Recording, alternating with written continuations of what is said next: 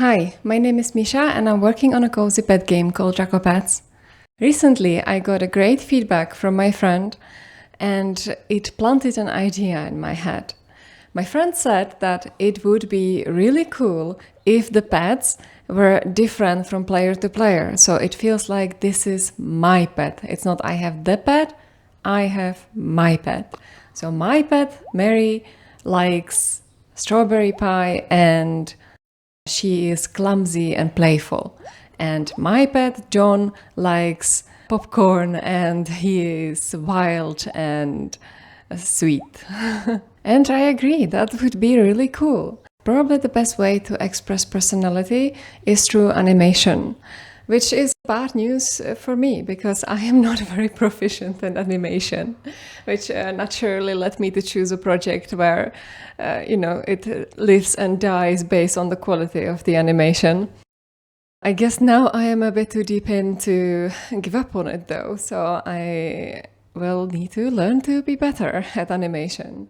In the end, I settled on an idea to have 5 different personality traits that will be randomly chosen for each pet, for each player. And these traits will be expressed through animation, but also some gameplay changes. So for example, a wild pet will walk a lot faster, while lazy pet will walk a lot slower.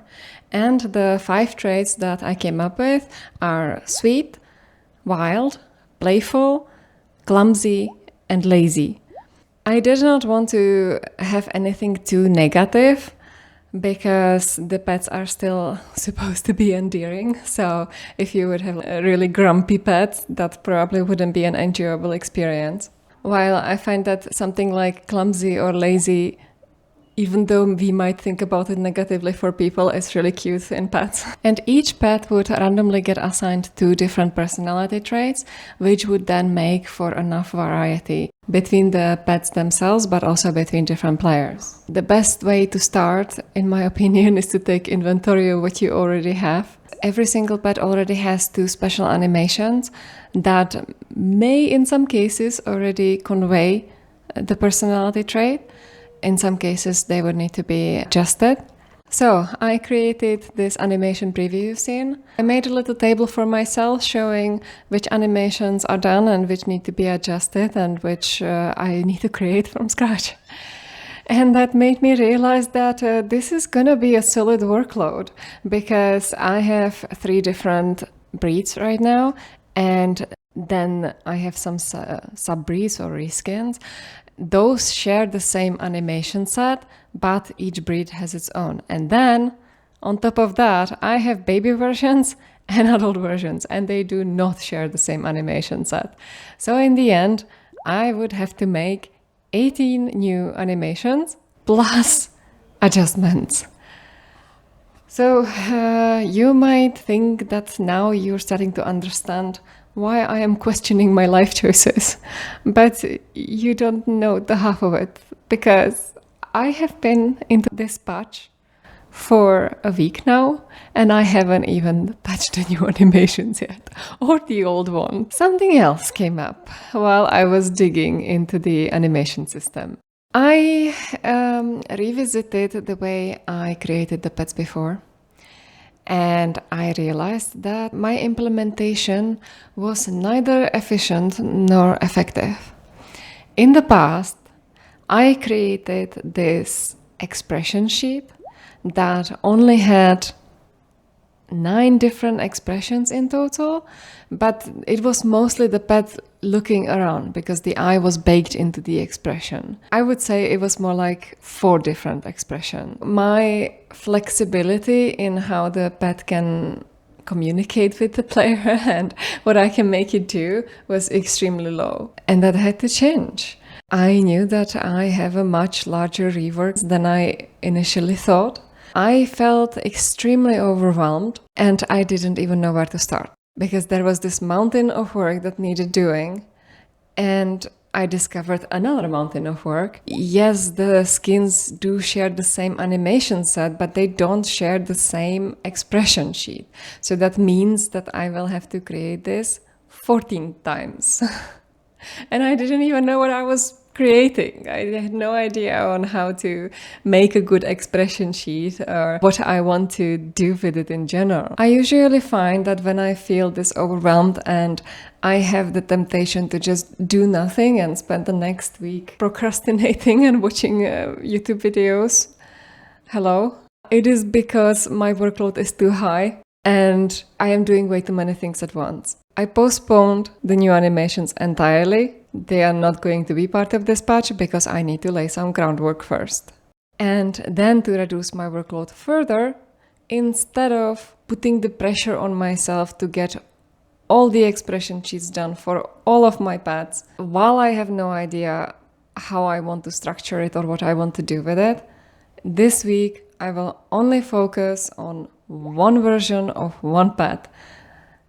And that is all I need to do. If I can figure out how I want to structure the expression sheet and how I want to do the facial animations, then that's good enough for me. I chose the baby fox for this. It's the only one that doesn't have reskins yet, so I will not break the game entirely by adjusting this one. And then more struggle came up because I still didn't know what I wanted to do with it. And it didn't help that on Thursday I woke up and my shoulders felt completely blocked. So I was sitting here for 2 days like this, getting old socks. I was not productive at all, basically, last week. I finished the last devlog and that was it. Then after that, I was just like, oh, this needs doing and I don't know what to do about it. And I feel terrible and also it was super hot. I decided to be kind and give myself some rest. And just see if an idea emerges of how I want to approach this. In the meantime, I also found a bug that crashes the game, and that is now in the production build of my game. And there is no such thing as a hot patch on the Play Store because you have to wait like 2 or 3 days before they approve your build. So it's still there and it will likely still be there for a while. But first of all, it's only in fringe cases, so it doesn't happen all the time. And the game is in early access and my player base is extremely small, which on one hand is really frustrating. On the other hand, I'm also grateful for it because this is like the best time to mess things up and to break everything, to experiment and to do big reworks and stuff like that, because almost nobody knows that the game exists. So almost nobody will remember that it sucked. And then hopefully by the time that I get it good and I iron out all these things, I fix the bugs and such, it will be good enough for the mainstream audience to play it. And the people who will remember how much it sucked and what it looked like early on will wear it as a badge of pride. Like, I was here when it still sucked. I remember where there were no baby pets. So by Monday, an idea emerged on how I want to approach this rework. And this is where I find it valuable to learn to let go of the control and not force ideas, to just let your brain do some processing and come up with the solution by itself. Because I will tell you that much better solutions come out that way than just sitting and like brainstorming and trying to force it. At least for me, that this doesn't work. I made a new head sheet and I decided to go for a layered approach to the head, so that I would have the eye free, so that it can look wherever it wants. I have the eyelash free, so that I can create different eye expressions and different mouth expressions. I freed the ears as well, so that they can move around. Before they could only flick, like between 2 positions. Look at the entry screen. Like, how different would it look if the ears didn't move smoothly? They just flicked from one position to a second position. It would not be as good. I also created a tool to help me capture a few expressions and to conjure them up quickly while animating. And here is when I started feeling like I was doing the right thing. Here we have happy, delighted, sad, angry, scared, disgusted, tired, surprised. This is so cute. I love this. Happy surprised.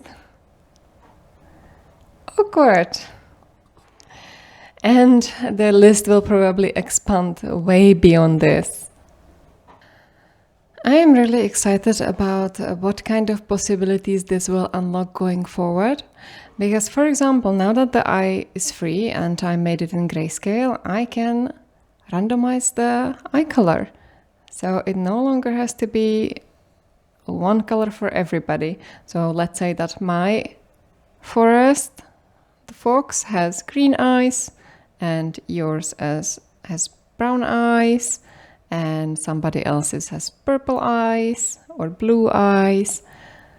I still need to pick the exact colors, but I think this will be really cool. And also in the future, when there are adventure trails, I could implement potions as a rare drop that will allow you to change the eye color of your pets.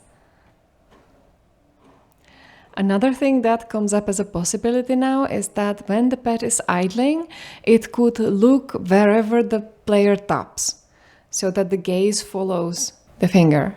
You know, the more impact you have on the pet, like the more you can play with it, I think that the more you come to love it and they want to take care of it and spend time with it. Same goes for the expressions. Like, it's difficult to have emotional attachment to something without emotions. Another thing I'm really excited about is that I can now drive part of the animation through code and have different expressions based on the pet's personality and its mood. So let's say that when the pet feels lonely, it's gonna have different mood from when it's fully taken care of, when you just petted it and played with it. Like this kind of stuff keeps me going. I don't know exactly how I want to implement it yet, but just seeing this gives me so many new ideas on what I could implement. And after I'm done with this one, I have to do it 13 more times. Make small games, they said. Well, I thought that this would be a small game. I thought that I would be done after half a year. But then I realized that if I want this to be good, if I want to do it right, it's not going to be small. So I guess I had to get over my commitment issues instead. These weeks always feel like I got absolutely nothing done, because I made no progress towards the goal that I set at the beginning.